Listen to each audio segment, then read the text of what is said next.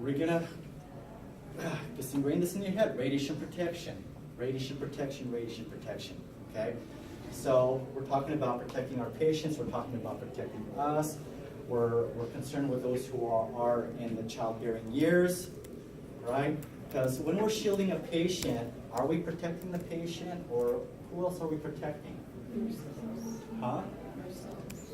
Not only ourselves, but who else are we protecting? When we're covering the gonads, are we protecting our gonads? The future generation. We're protecting the future generation. See, now you guys remember, right? So we're protecting those in the present, but we're also protecting those in the future. All right? So, selection of exposure factors.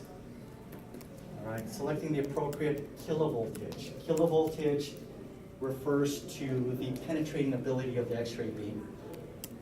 Okay? kV applies to the penetrating ability of the X-ray beam. The thicker, the more dense the body part, the more kV that we use. Okay? kV is based on body part thickness. So if I wanted to X-ray my fingertips, do I need a lot of kV or do I need a little bit of kV? A little bit. A little bit of kV. So I'm probably going to be about in the 40s or 50s on my fingertips. What about my wrist? Is it the same thickness as my fingers?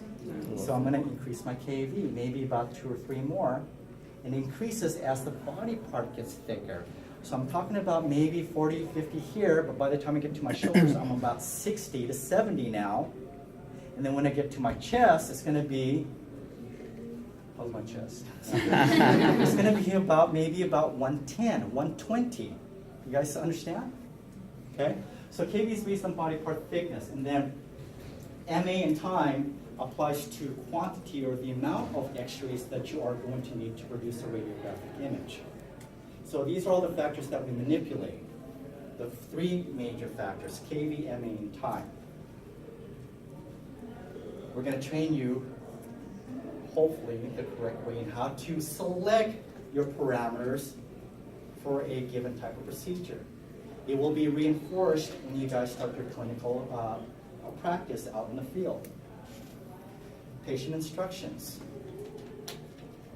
Again, we're talking about radiographic examination. Patient instructions.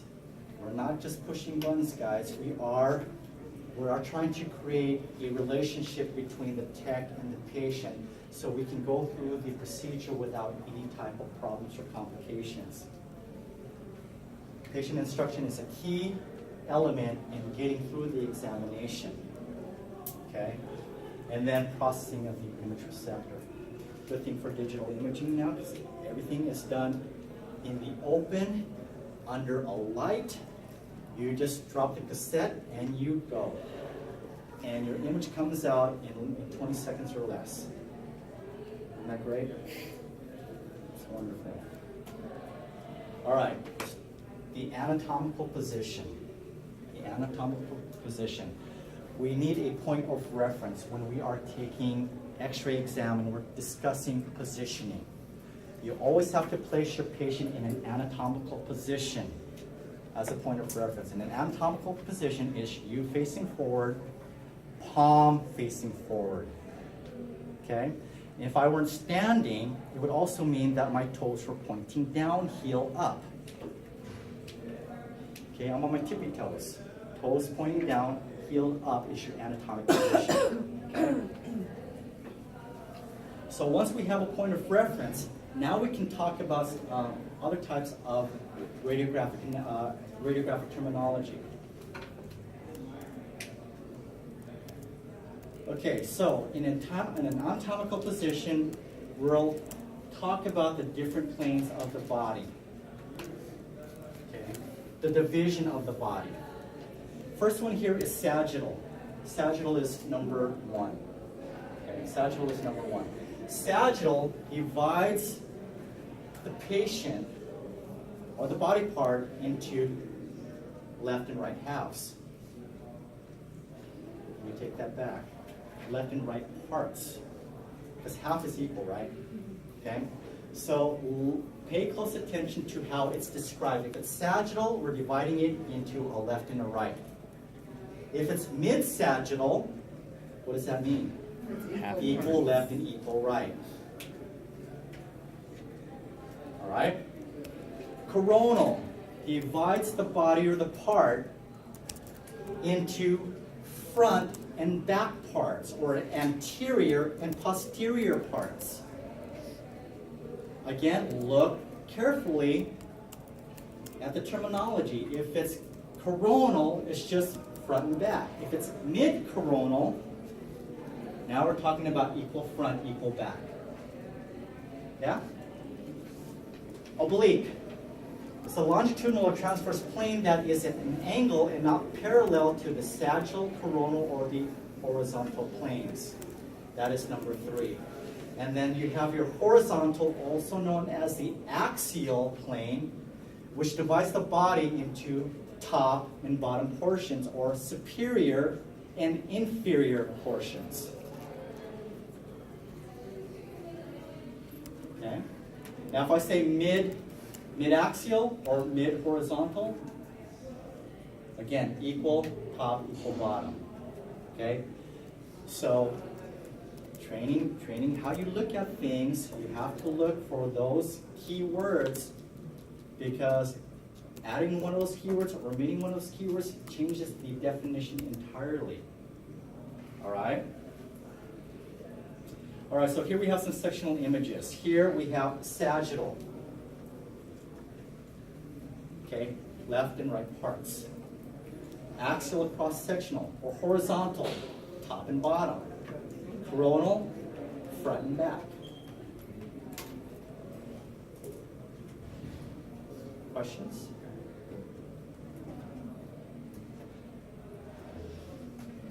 Okay, these are some other types of planes that we'll talk about later.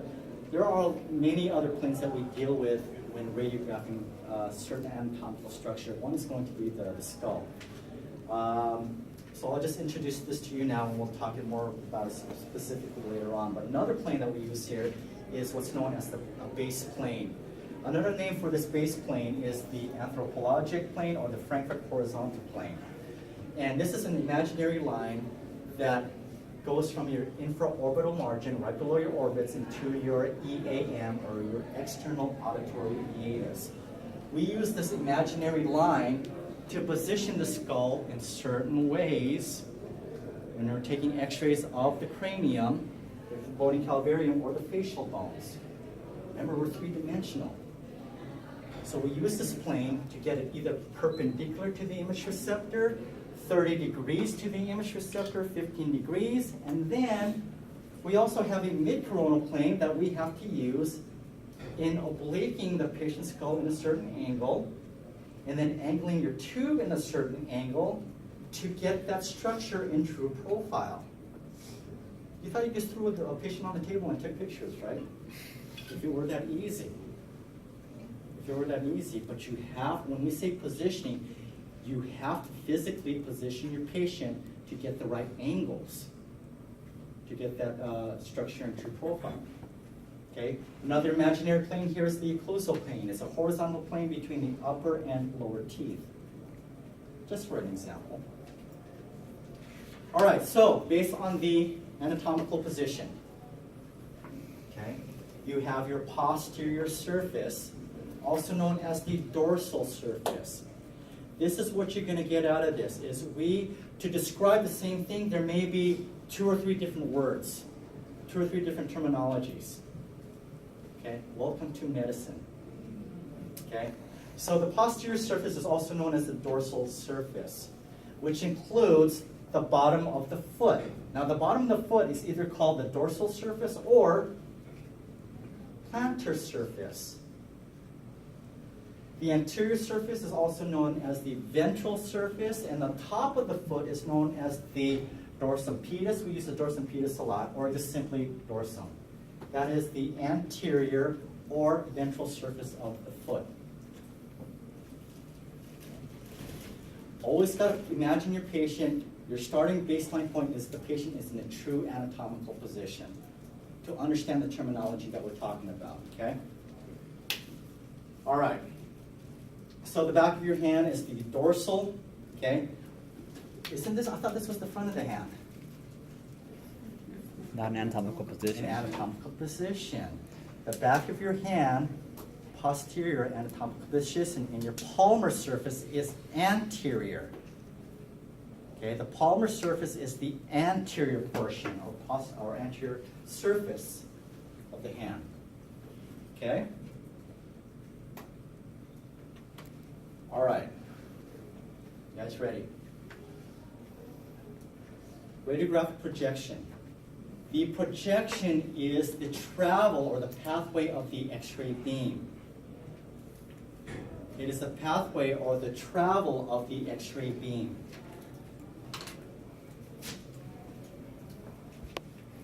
So, when we're talking about this particular procedure here,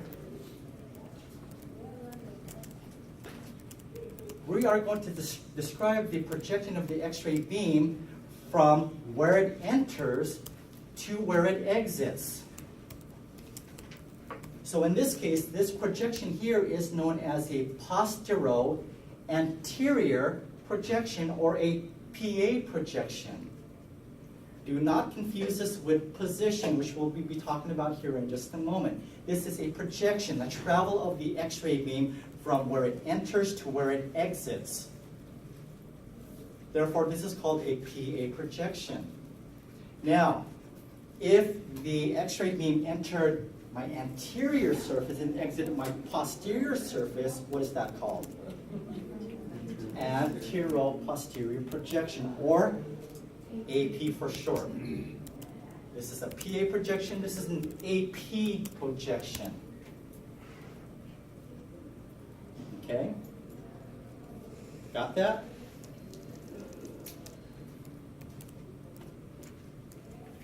Then we have an AP and PA oblique projection. So, first of all, let's talk about the projection here. The X-ray beam is entering which surface? The anterior or posterior surface?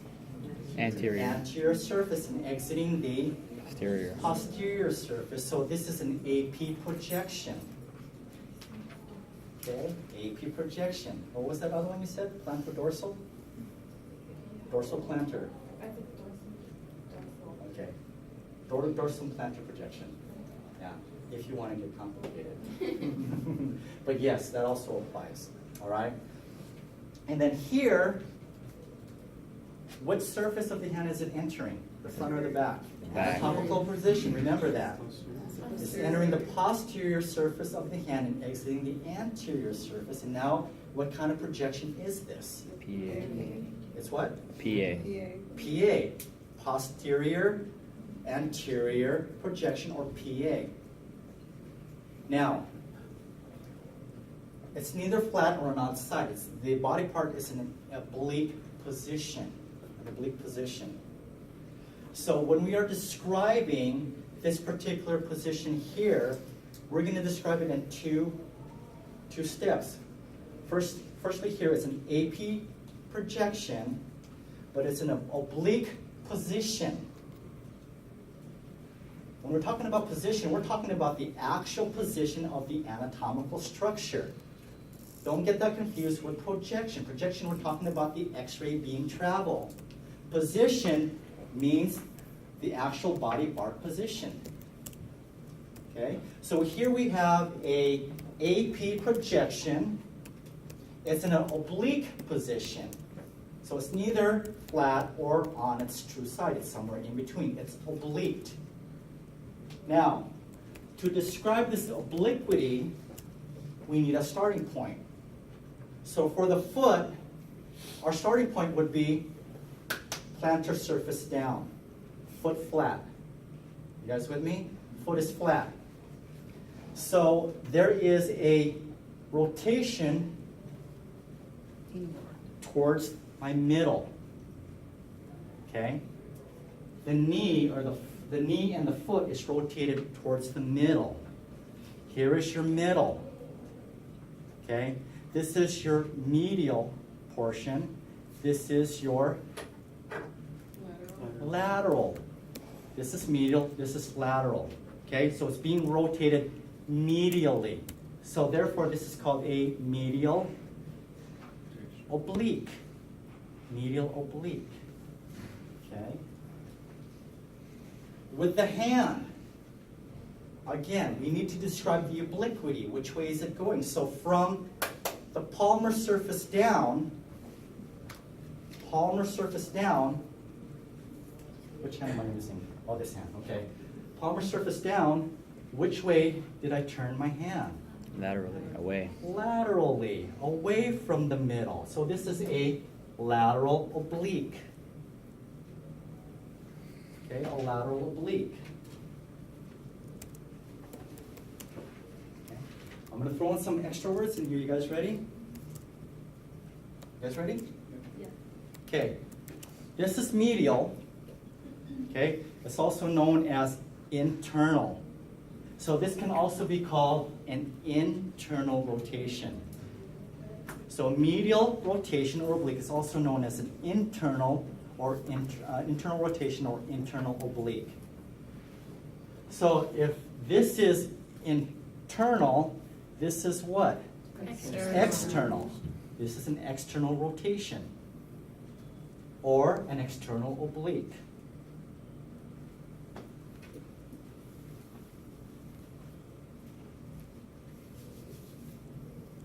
Any questions?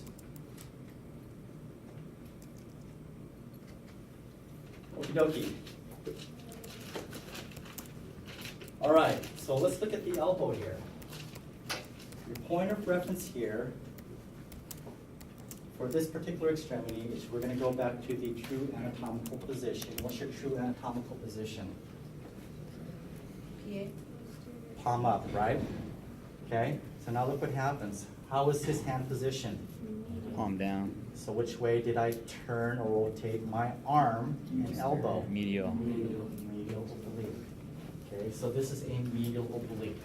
Okay, so you use the elbow for anatomical positioning, but you don't use your foot or your hand. Right? Yeah, so that was the exception. So that's why I jumped a little bit. So when we're talking about the hand and the foot, you got to start with the palmar surface down for the hand, or the plantar surface down for the hand or the foot. Those are the exceptions. Now for these other ones that we're talking about here, you got to start in the true anatomical position. Okay? So for the elbow, we're not talking about the hand, we're talking about the elbow. Starting in a true anatomical position, we are turning the palm down, which is going towards the middle or internal section. So this becomes a medial or internal oblique of the elbow. Okay? True anatomical position for the knee. What type of oblique is that? Lateral. Lateral or External. external oblique or rotation. Of the hip, not the knee though. No, this is of the knee. Because in the knee, in true anatomical position, my knee is facing you, like so. Okay? And now I turn my foot outward, which rotates the knee outward in a lateral or external oblique from a true anatomical position, knee facing you.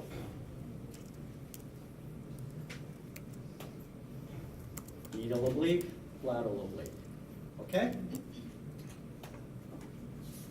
Okay, lateral projection. We're talking about projection. Okay, projection refers to what? The travel of the X-ray beam. Okay? So here we have the X-ray beam entering the medial surface and exiting the lateral surface. Therefore, this projection is a medial-lateral projection. What position is the patient in? What position is that body part? It's a lateral. It's on its side.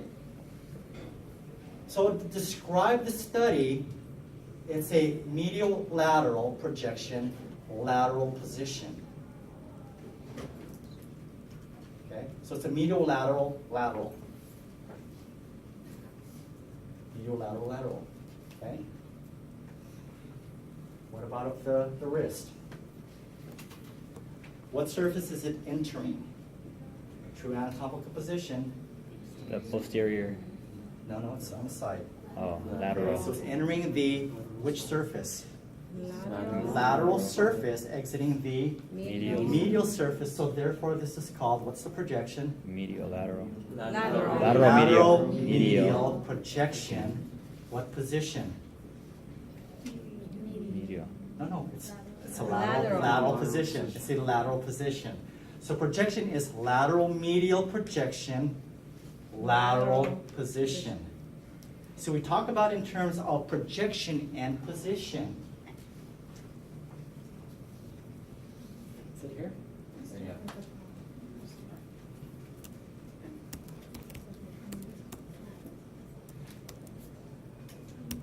Huh? What's the question? I guess I'm confused because if we're moving this way, would we be moving No, medial? no, I'm not talking about obliquity now. Obliquity, okay, so obliquity is specific for which way you are rotating the anatomical structure. Oh, okay. This is just a plain old true lateral. Just a plain old lateral position. So I'm not talking about, remember obliquity is neither straight forward or on its side. Here this is straight on its side. So we're not going to talk about which way did you turn it. Which way did you rotate it? That only applies to oblique positions. Okay? Now, with that said, in a true anatomical, this is a true anatomical position. Okay, again, describing the thumb side as the lateral, that is the side that is entering, is the lateral aspect in an anatomical position. See, my thumb is on the lateral side. Okay, place on this position, it's entering the lateral, exiting the medial. Okay. So with the hand in the foot, we only take that consideration to the oblique? Because if say the X-ray was just like up to like your knuckles, Mm-hmm. that wouldn't then be the ones that we did with the oblique. We wouldn't be considering this like the X-rays, like we wouldn't be referring to this as the top of the body. Right, so that was the other thing too. Okay, I'm going to rewind here a little bit. Because it was oblique, okay, back here, because it's oblique, remember how we were talking about AP and PAs? Because on this particular one here, because it's oblique, so again, it only doesn't apply to the hand and the foot. The hand and the foot are exempt from these rules. Okay, so let me get that out of the way. The hands and the foot are exempt from these rules. So the other body parts, like this for example, it's neither AP or PA. Okay, because it's entering like a spot between the front and the side. So this is neither an AP or PA, whereas this is more obvious because it is entering the anterior surface and this is entering the posterior surface. Okay, so these exceptions of obliquity only apply to the hand and the foot. So you got to start with the plantar or dorsal surface first, plantar or palmar surface first for the hand and the foot. But here, in the other parts of the extremities, it does not apply. So if you go to the next one, Okay, so let me go to the next one. and it say that second X-ray wasn't on the hand, wasn't on the wrist, but it was further up the hand. Are we still looking at palmar? Oh, so if we, ideal, okay, or- so this is a wrist. So if we were taking an X-ray of the hand, it still is a lateral medial projection. Okay. Okay, so yeah, so the question was, well, this is directed to the wrist. What if this was directed on the hand? It's still entering the lateral and exiting the medial. So then that would be a lateral medial, lateral hand. It's the same. It's the same thing, but it's of the hand. Same thing with the elbow. When we're doing a lateral elbow, it's going to be entering the lateral aspect and exiting the medial, and it's a lateral medial, lateral elbow. So, okay. We're gonna, yeah, baby steps. This happens all the year. You're not gonna get it today. Trust me. Okay, you're not gonna get it today. No, I understand that. I just. You do? Yeah. Oh, okay. I just the palmar and Mhm. that thing was confusing. So I don't know if there's different words for that. No. I guess the lateral of the foot No. and the Yeah. hand. And so again, we'll try to go through this again over and over again until we understand the terminology. But again, the concepts especially are kind of hard to absorb. Because again, I guarantee you won't know this today. Okay. Sometimes it takes a semester to understand it. All right. All right, so general body positions. We're talking about laying down on your back. This is the supine position. Okay, so if you're laying on your back, what happens when you're laying on your front, face down? You Prone. guys know this. It's prone. Yeah. No, this isn't a new term. You guys know what prone is, so this is prone. How come I have a question mark there? Okay, so that's prone. Okay. Erect means you're standing up in a true upright erect position, which is perpendicular from the flat surface, this being the floor, okay? So erect. Another term for erect is upright. Again, these are terms used interchangeably. You are going to be with text who uses different terms for the same thing, okay? So we say erect or upright. It's in true perpendicular with the surface of the floor or the ground. Recumbent is just a fancy word for laying down. Okay, recumbent is lying down. All right? So now let's get to the specifics of this patient lying down. Yes, she is lying down, but how is she lying down? Okay? It's a what? Lateral. It's a lateral recumbent. Let's take it a step further. Okay? She's lying down on her side. It's a lateral recumbent. But what side is she lying on? Or what? What side? There's two sides, right? We have a left and a right. So what side is she lying on? Right side. So the best way to describe this position is a right lateral recumbent. Right lateral recumbent. Okay? Dorsal is just, yeah, dorsal, okay, so dorsal recumbent is a fancy, again, it's just fancy words, but dorsal recumbent is the same thing as what? On your back. Is it supine or prone? Supine. Supine. Okay, so ventral, dorsal recumbent is supine. Ventral recumbent is prone, face down.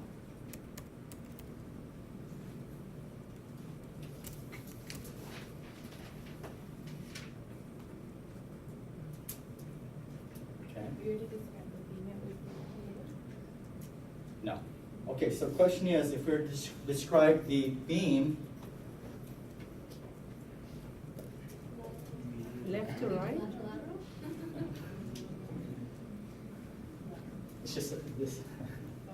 Yeah, so here comes the nuances. This is just a lateral projection. Lateral projection, lateral position. More specifically, a right lateral recumbent position. Okay? So if it's coming in lateral and exiting lateral, we just say lateral. It's just lateral. So that was the question. If it's just exiting one, if it's entering one lateral and exiting the other lateral, it's just a lateral. You're waiting for us to say lateral. Yeah. All right. Now, what about this? Is this a recumbent? No. No. Okay, so recumbent means you're laying down. So this is they're erect or what's the other word? Upright. Upright.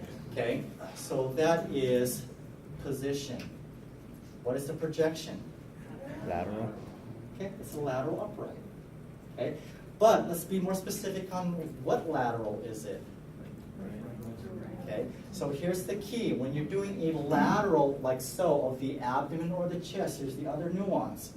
And we will cover that again in each body part that we take an x-ray of, okay?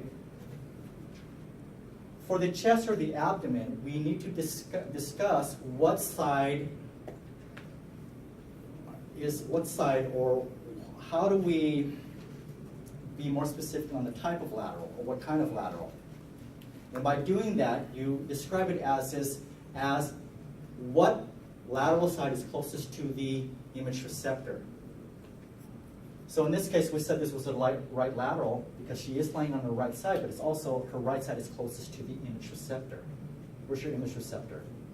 Underneath the table, right? And then here we have the wall bucky, so our image receptor is within the wall bucky, right? So what type of lateral is this? Right. It's a right lateral. So this is a lateral projection, right lateral Upright. upright position. Okay? Everybody got that? All right. Trendelenburg just means head lower than the feet. Fowler, again, this is referring to someone who's laying down. So Trendelenburg, lying down, head is lower than the feet.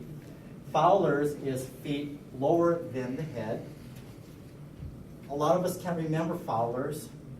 So what do we call it? You're going to hear this out in the field. They don't call this a Fowler's. They call it a reverse Trendelenburg. Because we can remember Trendelenburg, we can't remember Fowler for some reason. Okay? So Fowler, another name for it, is also known as the reverse Trendelenburg.